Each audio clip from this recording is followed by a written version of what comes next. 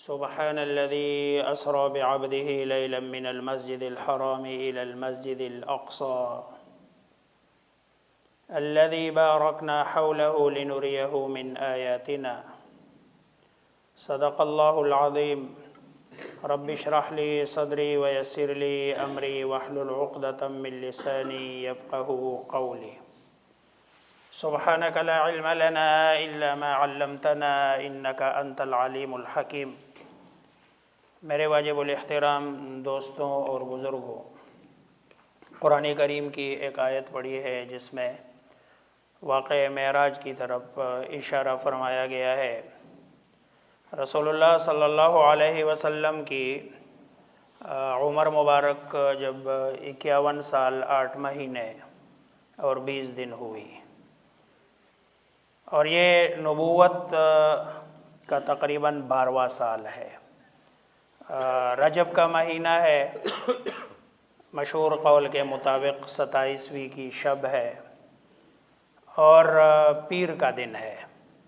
رسول اللہ صلی اللہ علیہ وسلم کو معراج کرائی گئی اور آپ صلی اللہ علیہ وسلم کو اللہ تبارک و تعالی سے ملاقات کے لیے آسمانوں پر بلایا گیا۔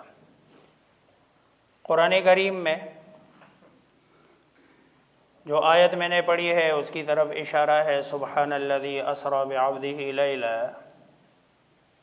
پاک ہے وہ ذات جو لے گیا اپنے بندے کو لیلاً، رات کے ایک تھوڑے سے حصے میں، من المسجد الحرام الی المسجد الاقصی، مسجد حرام سے مسجد اقصی تک، الذی بارکنا حولہ، جس کے ارد گرد کے علاقے کو اللہ تبارک و تعالی نے برکتوں سے نوازا، لنریہ من آیاتنا، تاکہ ہم دکھائے ان کو اپنی نشانیاں۔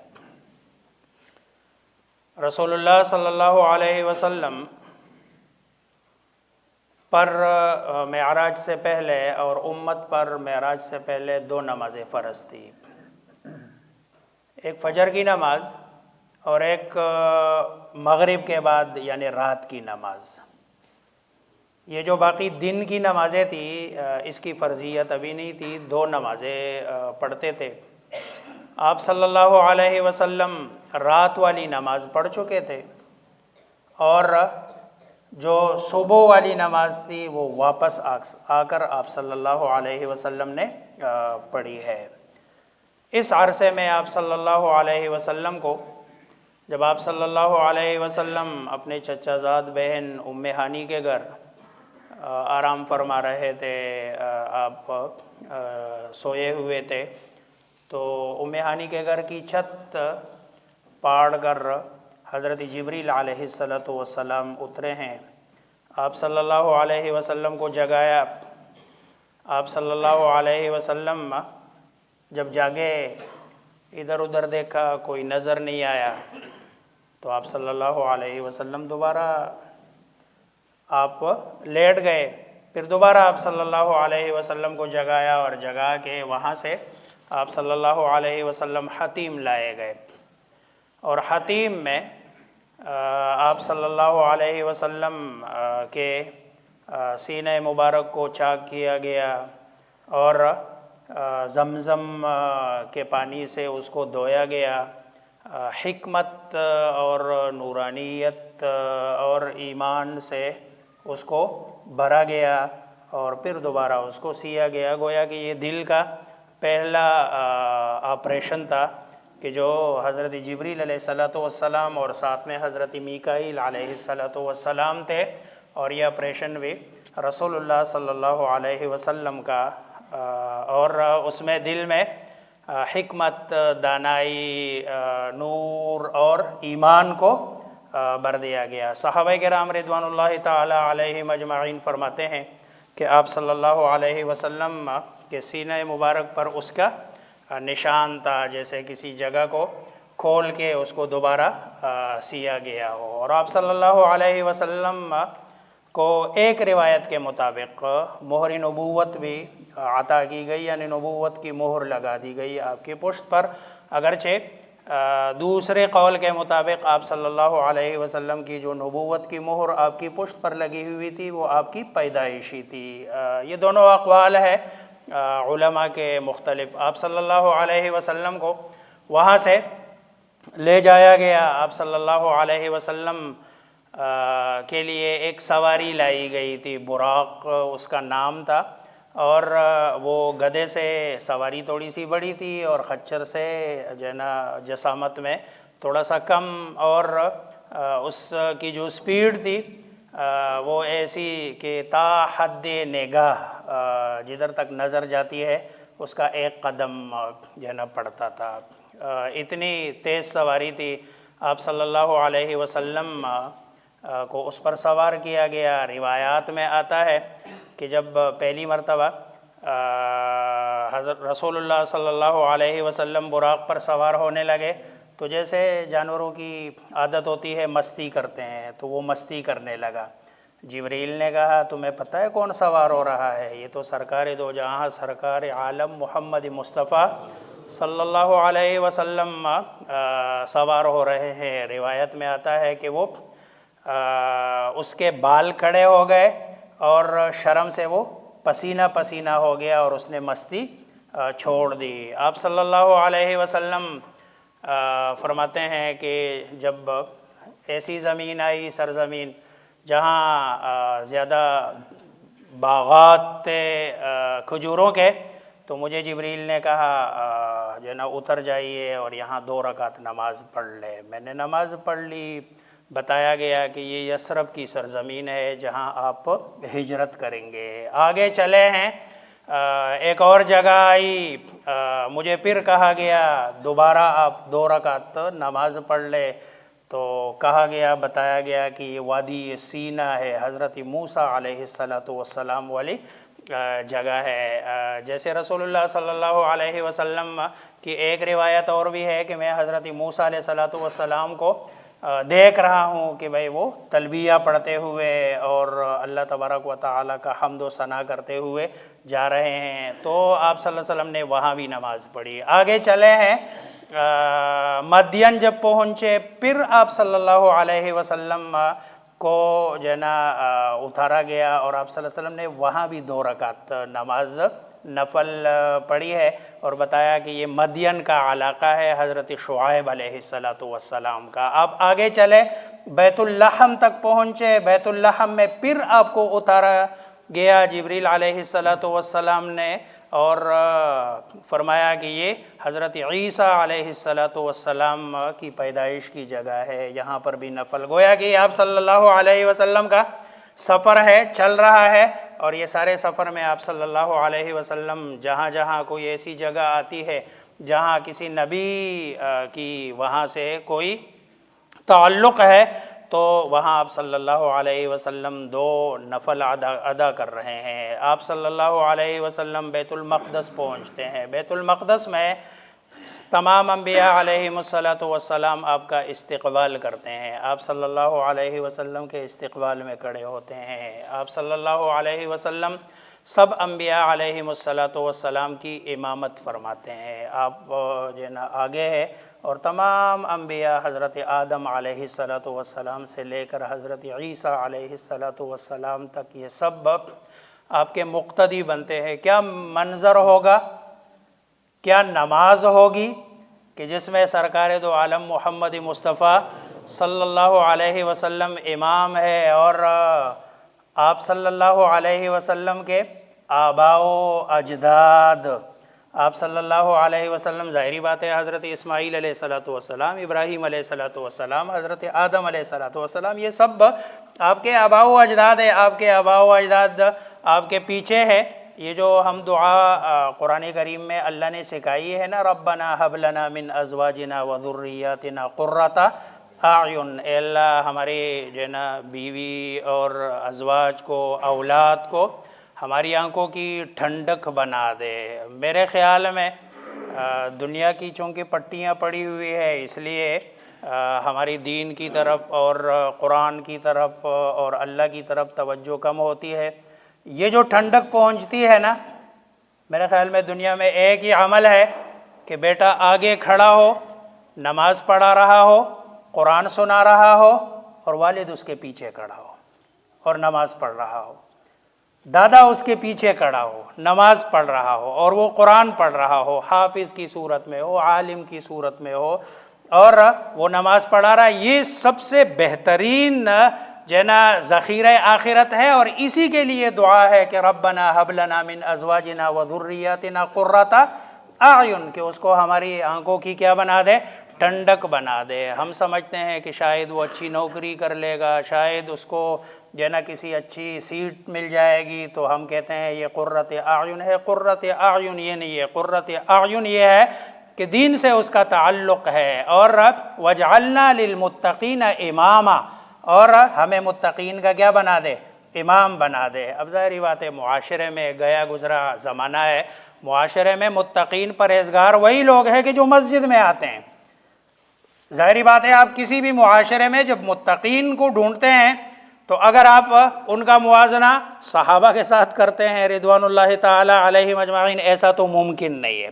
آپ نے موازنہ کرنا ہے اس زمانے کے لوگوں کے ساتھ کہ اس زمانے کے لوگوں میں سے اچھے لوگ کون سے ہیں۔ اچھے لوگ وہی ہے کہ جو مسجد میں آتے ہیں، تو گویا کہ باقی لوگوں کی نسبت یہ متقین ہے کہ جو مسجد کے ساتھ جن کا تعلق ہے، دین کے ساتھ ان کا تعلق ہے اور وہ ان کا امام بنتا ہے۔ اور اسی کے لیے ہم دعا کرتے ہیں اپنی اولاد کے لیے کہ وجعلنا للمتقین اماما، کہ ہمیں متقین کا کیا بنا دے، امام بنا دے۔ تو سرکار دو عالم محمد مصطفیٰ صلی اللہ علیہ وسلم متقین کا نہیں، انبیاء علیہم السلام کے امام بنے ہیں۔ آپ صلی اللہ علیہ وسلم وہاں سے پھر آپ صلی اللہ علیہ وسلم کے بارے میں دو روایات ہے کہ آپ براق ہی پر سوار ہوئے اور آسمانوں پر لے جائے گئے۔ دوسری روایت یہ ہے کہ آپ کے لیے زمرد اور زبرجد کی سیڑھی لگا دی گئی ہے اور آپ صلی اللہ علیہ وسلم حضرت جبریل علیہ السلام کے ساتھ اس سیڑھی پر آسمانوں کی طرف گئے ہیں۔ عقل نہیں مانتی، بندہ سوچتا ہے، سوچ ختم ہو جاتی ہے، لیکن یہ اللہ تبارک و تعالیٰ کی قدرت ہے۔ اسی میں آتے جاتے یہ فرشتے آتے جاتے ہیں، یہ سارا نظام چلتا رہتا ہے۔ اللہ تبارک و تعالیٰ جس کو چاہے، جس وقت چاہے، جیسے چاہے، اللہ تبارک و تعالیٰ کے لیے کوئی مشکل نہیں ہے۔ اللہ تبارک و تعالیٰ سارا نظام بھی روک دیتے ہیں۔ اسی لیے بعض لوگوں کا وہم ہے، خیال ہے، خیال باطن ہے، غلط خیال ہے کہ بھئی یہ جو آپ صلی اللہ علیہ وسلم کا معراج تھا یہ خواب میں تھا۔ حالانکہ اگر یہ خواب میں ہوتا، بیداری کی حالت میں نہیں ہوتا اور آپ صلی اللہ علیہ وسلم کا جسمانی معراج نہ ہوتا، روحانی ہوتا، جیسے بعض لوگوں کا خیال ہے کہ یہ روحانی تھا، یعنی روح گئی ہے، جسم نہیں گیا۔ بعض لوگ کہتے ہیں نہیں، خواب میں آپ نے یہ سارا دیکھا، اگر یہ خواب ہی کی کیفیت تھی یا روح گئی تو اللہ تبارک و تعالیٰ اس کو اتنے ڈیٹیل کے ساتھ، اس اہمیت کے ساتھ کہ سبحان الذی اسری بعبدہ لیلا من المسجد الحرام الی المسجد الاقصی الذی بارکنا حولہ، اللہ تبارک و تعالیٰ اتنی ڈیٹیل کے ساتھ اس کو کبھی بھی بیان نہ فرماتے۔ چنانچہ یہ جسمانی بھی تھا اور آپ صلی اللہ علیہ وسلم کی حالت بیداری میں بھی تھا، اور یہی اہل سنت والجماعت کا عقیدہ ہے، اور اس عقیدے کے خلاف رہنے والا وہ خارج ہے اہل سنت والجماعت سے۔ معتزلہ کا ہوگا، خوارج کا ہوگا، یہ عقیدہ اہل سنت والجماعت کا یہ عقیدہ نہیں ہے۔ آپ صلی اللہ علیہ وسلم حضرت جبریل علیہ السلام کے ساتھ جب پہلے آسمان کے دروازے پہ جاتے ہیں، پہلے آسمان کا دروازہ جب کھٹکھٹاتے ہیں تو پوچھا جاتا ہے کون؟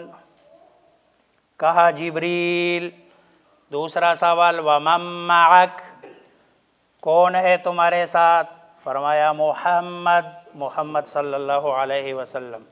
فرمایا بلایا گیا، کہاں؟ ہاں بلائے گئے ہیں۔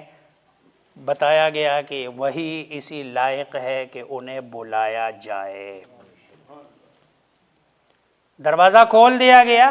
ادب یہ ہے، احترام یہ ہے کہ جب آپ کسی کے گھر میں جائے، کسی کے کمرے میں جائے تو وہاں دروازہ کھٹکھٹانا یہ انبیاء علیہم السلام کی بھی سنت ہے اور ملائکہ کی بھی سنت ہے کہ دروازہ کٹکھٹا دیا گیا، اجازت مانگی گئی، بھلے وہاں خواتین نہ بھی ہو تب بھی جو ہے نا دروازہ کٹکھٹانا یہ سنت ہے انبیاء علیہم السلام. جیسے قرآن بھی کہتا ہے یا ایھا الذین آمنوا لا تدخلوا بیوتا غیر بیوتکم حتی تستأنسوا وتسلموا علی اہلہا یا حتی تستأذنوا وتسلموا علی اہلہا. جب تک آپ اجازت نہ طلب کرو تو کسی کے گھر میں نہیں، یہ لفظ ہے، یہ بیت ہے. بیت کہتے ہیں کمرے کو. ایک گھر کے بہت سارے کمرے ہیں، ایک میں ایک بھائی رہتا ہے، دوسرے میں دوسرا بھائی رہتا ہے، تیسرے میں تیسرے بھائی رہتا ہے.